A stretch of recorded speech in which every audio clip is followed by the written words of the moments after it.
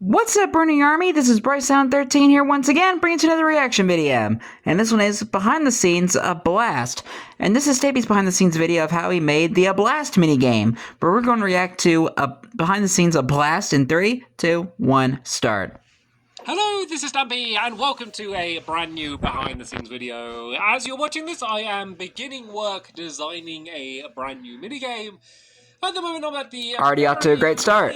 beginning part of designing the minigame. I have zero idea what this game was going to be. All I know is that I want to use this. I want to use TNT with a minecart, or minecart with TNT. Yeah, there we go. Minecart with TNT. Minecart with TNT. You know what I'm talking about. And yeah, I've never used it before in any builds whatsoever.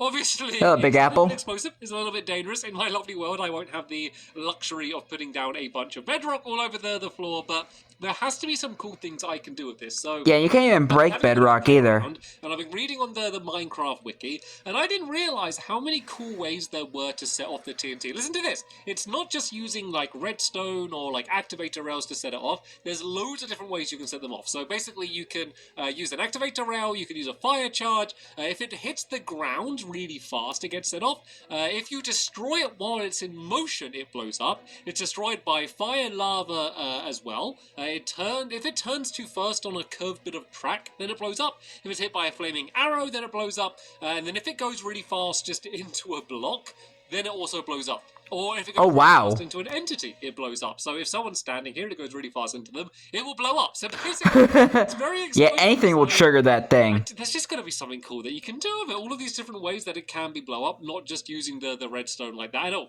Have I got like... I got TNT explode up, so... There we go. I'm gonna blow up like that. Let's just go and break this away before I go and destroy everything that I built, which isn't very much. So yeah, what I'm gonna do... Yeah, you're in a safe zone. Use that you can get it to blow up, just see kind of how consistent it is, like, you know, whether flying it into a person would work. And maybe there could be a game where maybe there's two teams and they each have a block and you're trying to blow up the other person's TNT to win.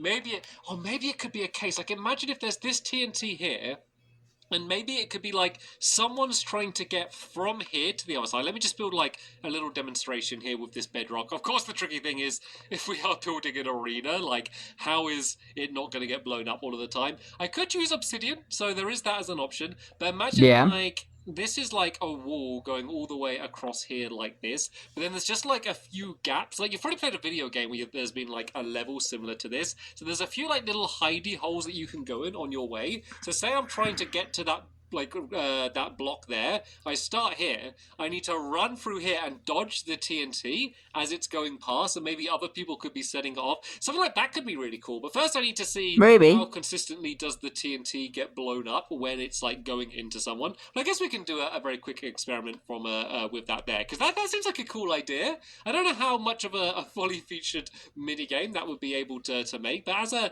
initial idea, I think that could be certainly a little bit interesting. So let's just go and link up I'm already interested. stone here just to go and test that out. And so I guess if I just stand... actually, I should go to survival first, and it's going to easy see if it blows me up. If I stand here, if that flies into me, okay. So it looks like it wasn't going fast enough to get blown up. But apparently if I try to break it, it should get blown up. Oh, it didn't get set off. Yes, on the... it says... if destroyed while in motion, does not get destroyed if the player's in creative mode. So if I'm in motion and I destroy it, is that going to blow it up? I guess, sorry, if it's maybe. In motion. Let's go and make another one and go and... oh, where is it? Up here. I mean, they're pretty easy to craft. Didn't you just like put a TNT and a minecart and a crouching table? Sorry, and set it down now. Let's do it as it's going. Oh, I'm in creative mode. Okay, that just made it like disappear. Let's try again. Back to survival. Let's go and try this out, because this could be like a good way to stop you just destroying it. It didn't get destroyed still. I don't know if it wasn't going fast enough, or maybe it's just a different on console. Maybe the wiki was... oh, there it goes! Okay, so it looks like if it's going really fast and you... yeah, there's definitely some interesting stuff to play. And I didn't think it would blow up like instantly. Around with that and see kind of what my favorite mechanic... I thought it would take about like a little bit to blow up after it's ignited. And then we can go and... like actual TNT, when you actually ignite TNT. Exactly. I thought it was gonna do that. Okay, I did a jump cut. Bunch of playing around, and this is... I'm recording this on the next day. I struggled to come up with the next day. I decided to sleep on it, and I think I have a better idea, but the problem is that and you're going to laugh at me because of this, because it seems like such an obvious problem, but the TNT keeps blowing everything up. Everything I keep trying to build, it just blows it up. And so I've been experimenting with That darn TNT. different like blast resistance, and there's only. I mean, it's pretty. In a way, it's kind of useful for blowing out like TNT. underground. Some of them are a bit weird, like things like enchantment tables, like end chests. And Yeah, the only downside is we blow up the track. I can't really build out of any of those items. I can't really move them around or do much with them. So it's really kind of basically just obsidian. Like there are other blocks, like things like command blocks that aren't even in the game, and a few other things, but basically nothing that I could actually build out of. So it kind of has to be obsidian. I realised. The other problem though is that I mean, it's second best to bedrock. Up, but say if I got a minecart on a track, the track will blow up. So let's say if I have like the TNT here, and let me just go and stand on here, and let me go and shoot it with my flame arrow. I think I am going to end up just using a flame arrow, by the way, because, yeah, these bows aren't too hard to get, and it's pretty reliable. But, yep, as you can see, boom, it baby. blows up all of the track, and there could be a game that, you know, it is on a track, but then you just reset the track in between, like, times playing it, but that just gets a little bit irritating. I would like to tedious. have time to reset the game.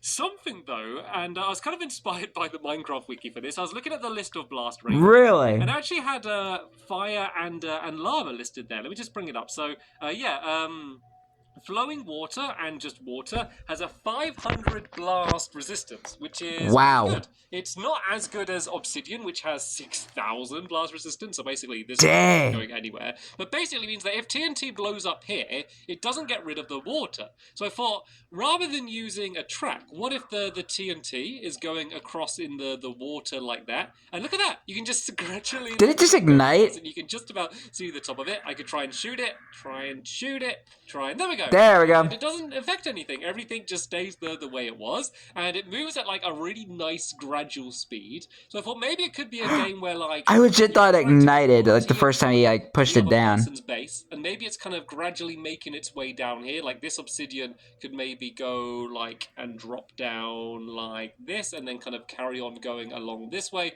Like if I put more water down here, like it could keep on dropping down, and maybe you're trying to somehow defend your TNT while also trying to blow up the other person's TNT. Or maybe, yeah, that's right, because you're trying to stop their TNT getting... I video just lagged for a second. Something else as well is that I could have a...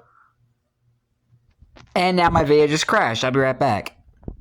Okay, sorry about that. Technical difficulties. Person's TNT. Or maybe, yeah, that's right, because you're trying to stop their TNT getting to your base. Something else as well is that I could have a really nice natural way to kind of have like a checkpoint system. So say you need to get 3 blocks of TNT to the other person's base. I could have it so that there's like 3 walls, and like once the TNT blows up one wall, the next one can get past it, and basically you keep going until 3 blocks of TNT have made their way to the other person's side.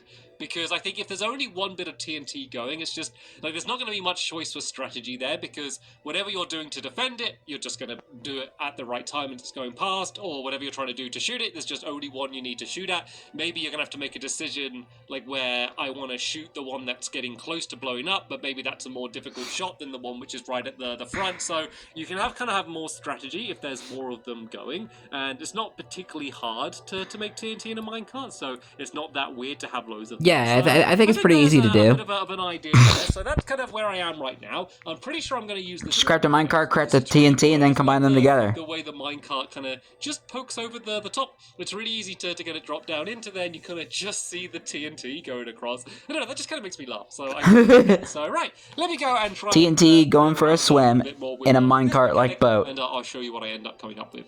Okay, Jump cut. More playing around, and I thought I'd show you what I've worked out. I haven't really worked out any more of what the actual proper game's going to be, apart from what I said before, but I tested out this mechanic where you would have the water kind of gradually dropping it down, and it works exactly as I expected. Basically, this will gradually make its way along down here. Well, of course, I can see a bit of an explosive test there. And go back in the other direction, as long as it doesn't drop down too far to set it off, so that works well. It also works perfectly where if the minecart gets to these tracks, they will just transition perfectly from the water onto the tracks. Nice. Come in really useful if at the end it's going to like suddenly whiz around the track to get to the other side quickly, rather than having to continue going really slowly along the water. So let me just nudge this along a little bit, just so I can give you a demonstration of how this works.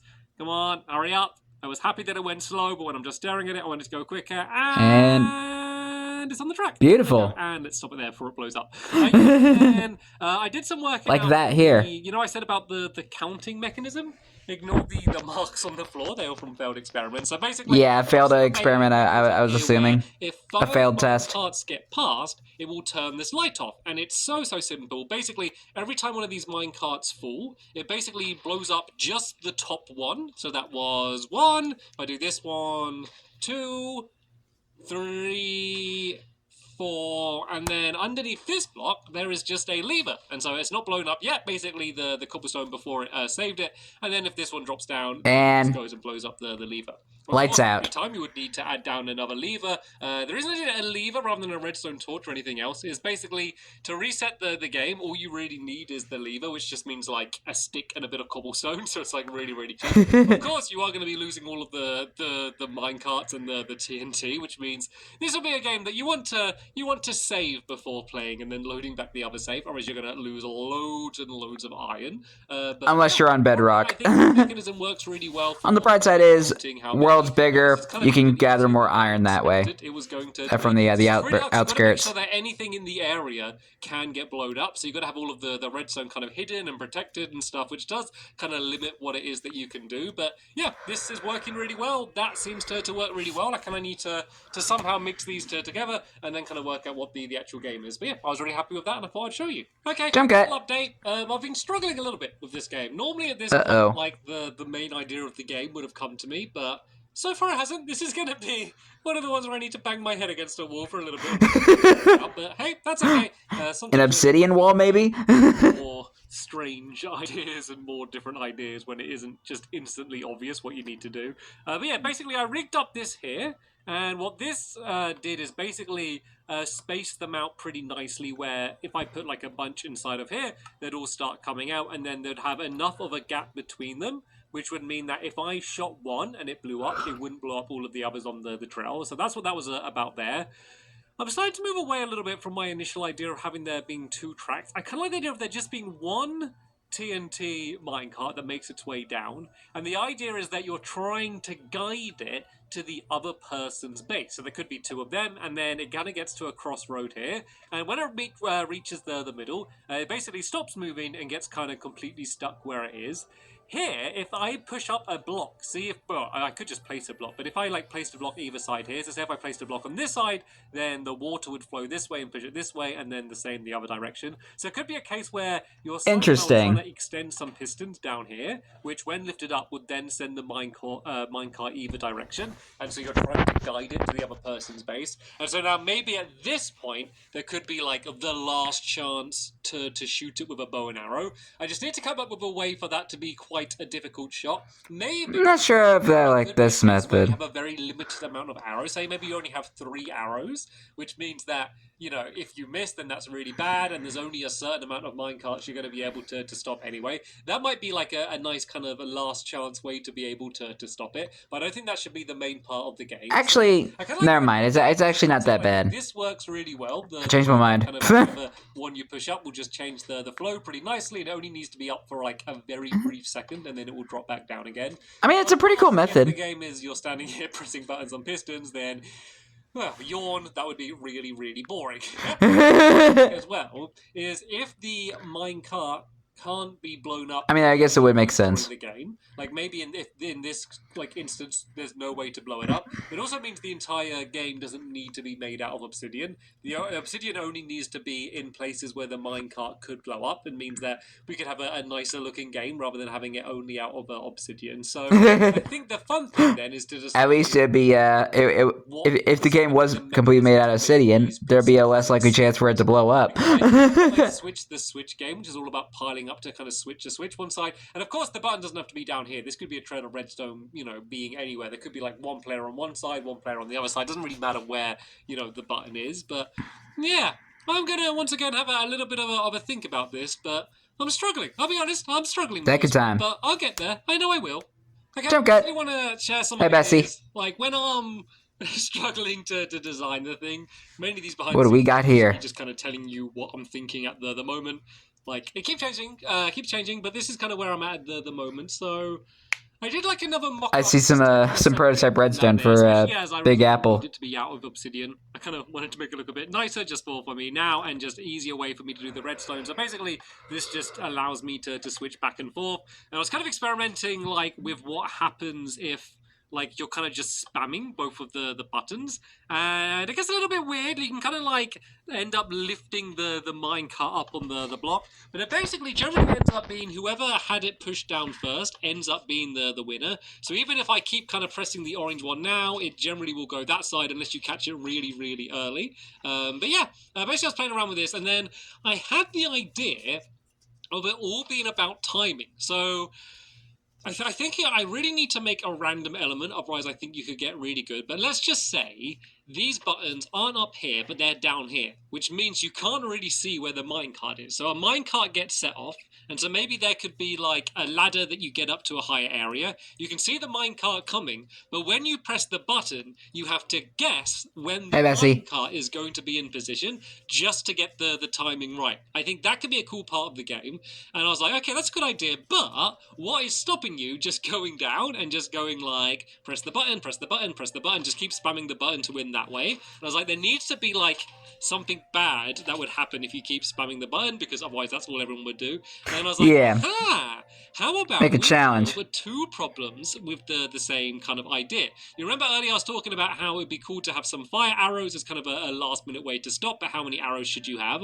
What if every time you press the button, not only does it lift up the block, but it also gives the opposing player an arrow that they could use to potentially stop the minecart? Does that sound cool? Because then that way, maybe you have a chance to make the minecart go to the other person's side, but if you don't get the timing right, then you're giving the other person an arrow, which means they might get a chance to stop it. And it could be we have a dropper, and it could like, now we're getting interesting here. Things are getting interesting now. Like different things in it. Could have arrows in, but then it could also have fish in and like some other things. So it doesn't. This is like leftover fish from the fishy mini game. Every single time you press the button, they'll get an arrow, which means they might end up getting too many arrows. But that could be a pretty cool idea. Like it could be a case where like as Bessie moves in approval. Time. So maybe like actually, I'm doing it with a chest at the moment, just to not risk blowing all of this stuff up. Yeah. But maybe you could like look and you see like a bunch of them going with a different like spacing between them. And then you need to kind of like look at how. Maybe for the test, maybe you can turn off mob to press the button to try and get the timing right. That could be mob cool. Damage or whatever that thing is, whatever that cheat is. Some sort of random element I create, or seeing as this game is going to be a 1v1 game, it could be a case where it's a 1v1 where creepers blow up and they don't destroy anything. Someone else who is the person that is setting. TNT kind of has the same effect. Like the what's the game called? This game.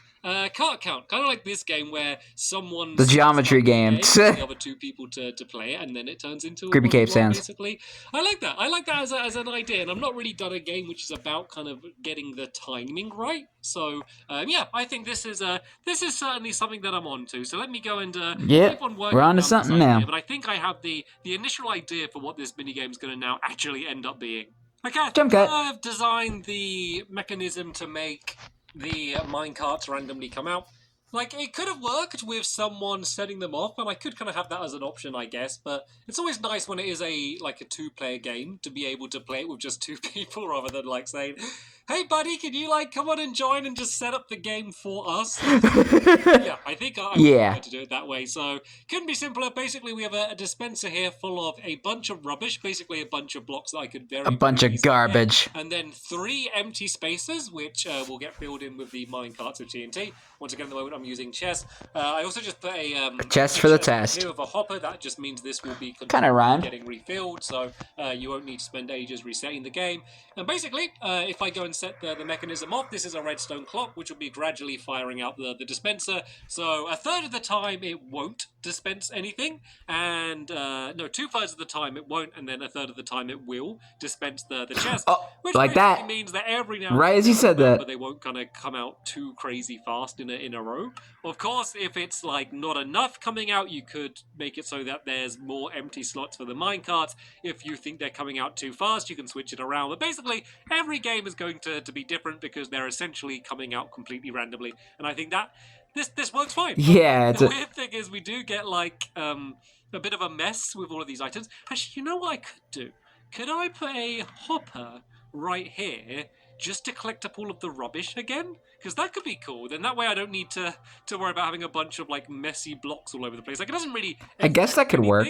But if I put that there, oh, there's the chest again. Then if I go and put a chest down here, then this way, hopefully, was this going to work? Let's hope.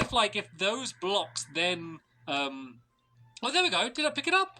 Oh, there we go. Look, this is working. So now, it's kind of working. The blocks that come out just get put inside of that chest, just like this. And then the minecarts, when they come out, just go on their merry little way down the track to begin the journey. Yeah. That's cool. That was like the first. Yeah, keep it tidy and functional. Absolutely perfectly. So I think this works for randomly setting them out. So I think that the game should be kind of like you're watching them come down the track, and then you want to kind of go down. So just waiting for that last chest to appear. To switch up and down too quickly, basically. And then I do like the idea with the arrow being given. It's like so tempting. Press the button as well. I think works really, really well. So yeah, let me kind of do like a working version of this game. Still not there it is. about what it looks like, just to kind of get the layout. And then like it's always good to do that before you kind of start thinking about color choices and specific layouts and getting the redstone really efficient. It's always good just to build a working version of the game,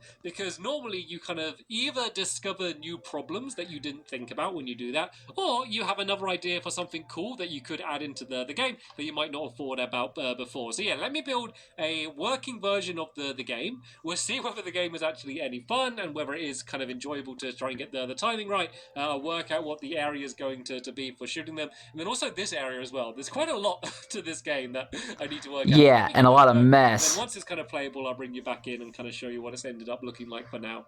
Okay, this is the working version of the mini game. We're getting a bit more familiar now. It's going to end up looking like it turned into a very redstone heavy minigame, and I really didn't think that was going to be the case. I thought, doing it with the TNT method means we won't have too much redstone, but yeah, it did turn out. Look how wrong you were. How this is going to work. So this is the area with the tool ladder. So basically this is where the players will start. They'll see everything starting to come down from there, all of the TNT minecarts. And then once minecart with TNT about here, they're going to need to try and time it right. Little giant squishy in the background. Having a 1 block wide area and a ladder means you have to go down slowly. Like that's quite important, because otherwise you could jump straight down. Then if I press this button, I'm probably not going to make it in time, but basically that button was, there we go, you just about saw it. That was lifting up this block. This block. It was lifting up this block to send it over to that side. I think that was right. Yeah, that was right, because the wall wasn't on this side. And then the same on the other side down there, if that block was lifted up. I guess what I could do for now, just to demonstrate this, I'll go and do a lever. And then that will leave the block lifted up, which means anything would be sending that way. Of course, you won't have a lever, you'll just have a button.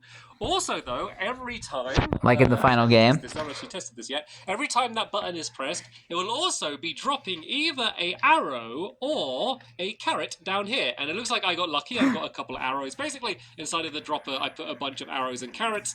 The reason I did carrots is I thought it was kind of like a fun booby prize, and out of all of the different types of food, it's the easiest. Plus, it'll keep your health up. Stacks of it. So basically, you might be giving your opponent an arrow, but you might be giving them a carrot. It's always nice to add a little bit of randomness. Of course, it does like ruin the balance and a little bit of suspense too. It's like a little bit more fun, and so overall, I think that kind of makes it a little bit better. So yeah, that's how the main part of the game will be played. If a minecart with TNT goes and makes its way down here, it will fall into this hole and it will blow up the top bit of cobblestone. The way I have it set up at the moment is there's going to be 3 bits of TNT that need to fall until it gets set off. And then let me just go and set 1 going, just to show you what happens once you've had 3 drop down. Of course, if you do have an arrow, you would have a last minute chance to stop it. So say, for example, I have an arrow and I know it's going to go to my side. I could come up here. You'll see that there's a 1 block gap there, which I will see the minecart go past. I have a chance to shoot it there to either destroy the minecart or blow it up, just to basically stop it from dropping down there, which is kind of the last chance. But once it does fall down, it will blow up this lever, which will turn off this trail of redstone. Oh, gosh. Uh-oh. Okay, let's Quick. fix this quickly. There you go. Well, I wonder if that was blown up from the bit of the top. I'm going to have to keep an eye on that. It might be kind of making the explosion go through the cobblestone. I haven't done the cobblestone That wouldn't be good. as thick as I did on the other side. So that might be something to check. I will still be continuing to discover problems, but basically we'll stop that trail of redstone. And what it will do is it will push out the coloured block for the person who ended up winning the game. So in this case, if it's blown up on this side, that would be the yellow player that has won. So basically this block you will see, assuming this is all working correctly, I have only tested this Going once. down. Things could go Boom. you see this block has been slid out. So basically what we would have here is only that middle one visible. So this would be like this and like that there. And so basically you would have one little area that you look at and you'll see that, oh, there's a yellow one there. The good thing about this way is that if then, say, the person on this side won, let me just go and, I guess, switch off the lever, it would be trying to push out the other block, but it can't because there's one block already there. So that way, like, it's a really good way just to see exactly who won first. Like, you don't need to be watching it at the time. Like, Makes sense. Probably hook up to some note blocks as well, just to make a ding go off, and then you Ding. look up and just whatever color is there, then you know that that's the person that won. It doesn't matter whether you're watching it exactly at the time. Let me just go and check underneath the ground here. Yep. Yep. It's blowing up the red. And the slime is pointing out the problem. Very important to know. So here I think I did. Thank you, little squishy. Yeah, the obsidian's a little bit thicker on this side here. On this side, it's basically only just on the edges. So I think if I just do one more little round of obsidian around the outside there, I could also do it around the top layer there. I think that would stop that getting blown up. I also have a giant wall here for the moment. I think that wall won't need to be as big. That's just kind of my safety wall, just in case something went wrong and I blow up all of my redstone. I don't think I'm going to need... Well, you gotta save. You gotta exit. Yeah, that's the way the game is going to be played. You gotta save. I think this is going to be a fun game.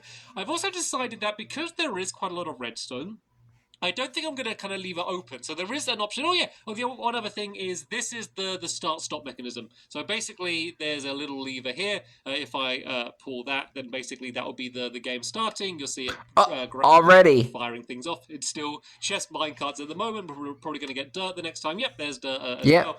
So yeah, that basically just turns the game on and off. And then all I need to do is go and switch this lever, and that will go and stop the game. And yeah, there won't be much need to come up to the top here.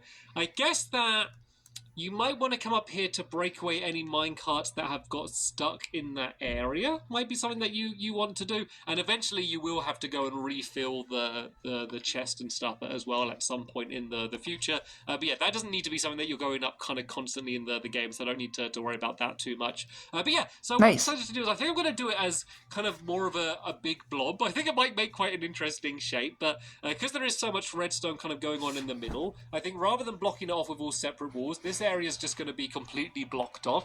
It means I'm probably going to build this out of wall rather than concrete, just because it's much easier to get loads and loads of wall rather than concrete. But yeah, I'm kind of liking the look of this so far. So I like it. I think I should probably start designing the actual version of the game. Now I got this kind of working prototype. I see that, you know, I feel like I've encountered all of the problems that I would be facing. So now I can kind of just make the redstone a little bit neater and a little bit more efficient, and kind of start designing what the game's going to actually look like. And maybe make it more compact. Glass and stuff around here. So, okay then, after all of this time, this is 3 days after I started designing this game, by the way. I haven't been, like, designing it non-stop for 3 days, don't worry, I am not that slow, but and then coming back to it, just because I've been struggling with it so much. But it feels good to kind of actually have the design work done in terms of the mechanics, and now kind of just putting it all together in a smarter way. This is the progress I've made on the new design. So that was the old one down there, and this is the new one here. There's no huge differences. Like, a lot of the differences is in, like... There's no giant obsidian wall. Just to make it a bit more efficient. But there's a few other things that I worked out that make it a bit better. So in this one, this area was a bit ugly, and like you'd have to kind of jump up to get into like the obsidian pit, I guess, down here. Yeah. On this one, I've made it so that it's all just kind of level, so the pit just goes down there. And I've done lots of testing with the TNT, and it doesn't blow up any of the area. I just do loads of obsidian down here, so it wouldn't end up blowing up that redstone. It seems to overall be pretty safe, which is jolly good. I made it so that there's now 2 pistons which extend rather than 1, and then kind of there's this area here, so basically this is going to be the way that you can walk from one area of the map to the other. You wouldn't ever be doing that inside of the game, but just for when we're switching sides or just during the video, that's just going to be, it's going to be easy. Just have a quick way to get across down through the middle and kind of separate from all of the redstone. But yeah, this is kind of the design I went for. I kept it orange and yellow, and I probably shouldn't have. I just got so used to it being orange and yellow on this version, I kept it the same. It's like the old Stampy colors. Like doing mock-ups of things, I just use really strange colors, just so I know that I won't end up getting attached to the colors and won't have a bias towards that color rather than another color. But hey, that's what happened this time, and I did have a look around my lovely world, and I've not actually done any games that are like orange team against yellow team, so I guess it's a fine choice to do. It's like anyway. the colors of the old Funland sign. Glass here. I got rid of the water for now, just in case I accidentally broke anything away. These tracks are just here so I can quickly go and put them in. Apart from that, it's pretty similar. It's slightly smaller than this version. The ladder doesn't take as long to go down, just because I think it was probably slightly too long. I think it's only like about 4 or so blocks shorter. It just means it'll be kind of less frustrating. It's not like too long of a time, like, oh, I've got to go all the way down. It's just enough to slow you down so that you have to try and get the timing right from when you're down here. Yep, this is how this room is.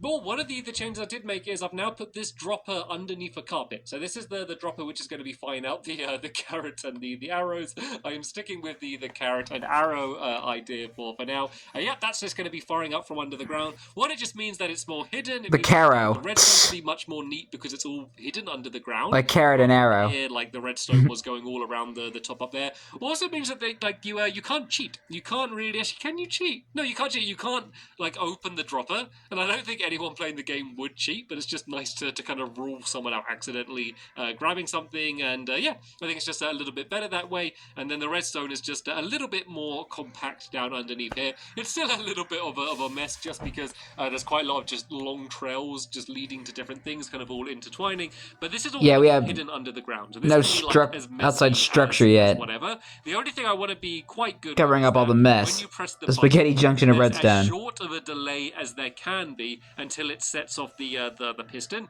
just because that's a very important part of this, that like it goes up almost instantly, and as you can see, it does. There's not even any repeaters. I used the torch trick just to make it that bit quicker, setting it off. And actually, I haven't tested. Ah, there we go. I hadn't tested whether the dispensers were working yet, so let's just go and make sure that's working. Yeah, better check those. I think it should be, and yeah, there we go. Sadly, I got a carrot both times, but yeah, pretty much how this area is going to be. This is so sad. And I've decided to only have one start-stop because I could have this lever, which kind of turns the game on and off on both sides. But I think I'm just going to leave it on the orange side because that's probably going to be the side that I'm playing. Then I'm going to be in control. Because otherwise you can get into a weird case where like both just like every other mini game in the Funland, juggling to work out which is which. As it is at the moment, I just pull one lever and it just goes and switches that pretty quickly. Once again, just a giant big of redstone, but this is all going to be hidden under the ground. So mechanically, this is pretty much the game done. Like, this is ready to be played. Obviously, aesthetically, what it looks like, it's not ready yet. Have you noticed that these kind of look like giraffes?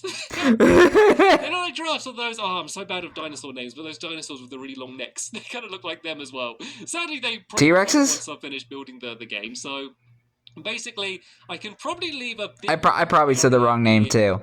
I'll obviously need a tower hiding this, and then... Maybe a Stegosaurus? ...going to block off, and then I need to work out... I was about to say, it's like Longbow's giraffes, when he would make the fence giraffes. The game is done, so... Reminds Lee a little bit of that. Show you it as it is now, before I go and cover it all up. I'm also going to take a bunch of screenshots of how it is now, because when I go to build it in my lovely world, I want to have some good pictures to see how it works, and if I'm going to be covering up all of the redstone, then that's not going to help me very much, so I always try to remember to do that before I cover it all up. So yeah, let me go and do that, and then I'll have one more clip at the end, just to show you the final game. But there's a good chance you may have seen what the game ends up looking like finished anyway. But yeah, I will show you kind of how it ended once I'd finished designing it in my sketchbook world. Right then, I believe I have finally finished the design, at least for the excuse me, for the sketchbook world. Anyway, I think with this one, even more than some of my other mini games, there's a good chance some of this stuff might change when I end up building it in my lovely world. Like everything else that he's built. Block placement just doesn't really matter, and 100% the redstones are not going to be accepted. Whoa! Whoa! Guys, let's get rid of you. Bye-bye. Oh no! Now there's just one lonely sheep left down there. Let me go and spawn up. Sorry, get distracted. Yeah, there's redstone will end up the same. The sheep is like, you took away my friends!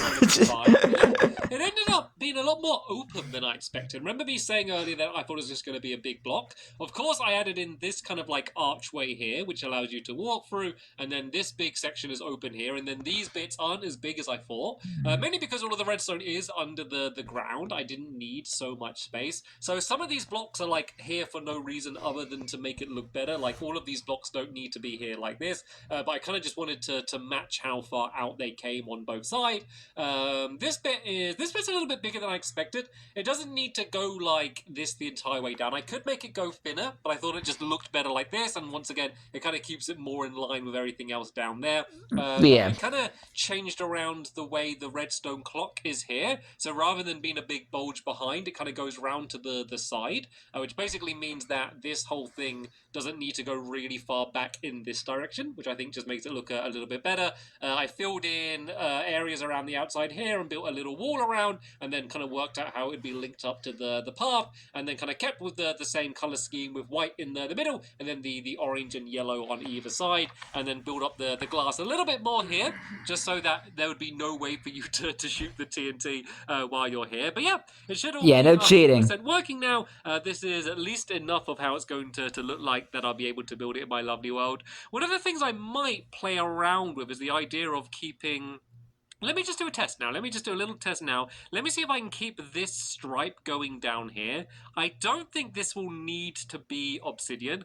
The reason why this whole section here is obsidian isn't for the explosion down there. It's because if someone shoots the TNT and it's here, I don't want it to blow up anything there. So I haven't actually tested that in a while. So that might be a good thing. We better do that now. To quickly do now. So yeah, let's start the game going then. Let's go and pull this lever. That's going to start things spawning away. There we go. We have already starting. And then let's just make sure it does go one particular side. So let's just go and put a lever down here like this, and then it's going to go in this direction. So I can just kind of pretend the arm down here, and then I'll try and shoot it. I might go and turn it off again, because yeah, otherwise we're going to get a whole bunch of TNT going out. So at the moment it's... yeah, we don't want that right now. Back to thirds, so basically 1/3 of all of them that come out are going to be TNT, just because the redstone clock... And 2 out of 3 of them already spawned. It's a little bit rarer, so let's see what happens. Because something I've got to think about is chain reactions. Is if one bit of TNT sets off the next one,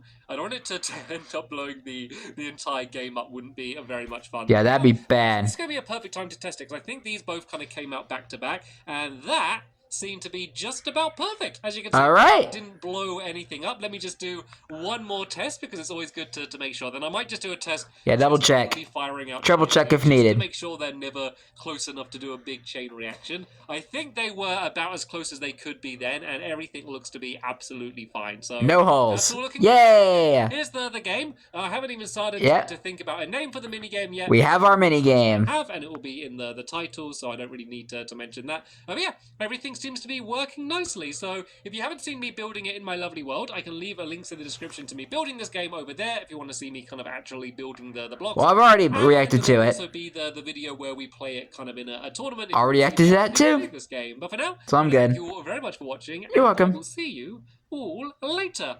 Bye. Goodbye, Stampy. Yeah, another one of my favorite modern mini games, and probably one of the most dangerous ones, because you're messing with a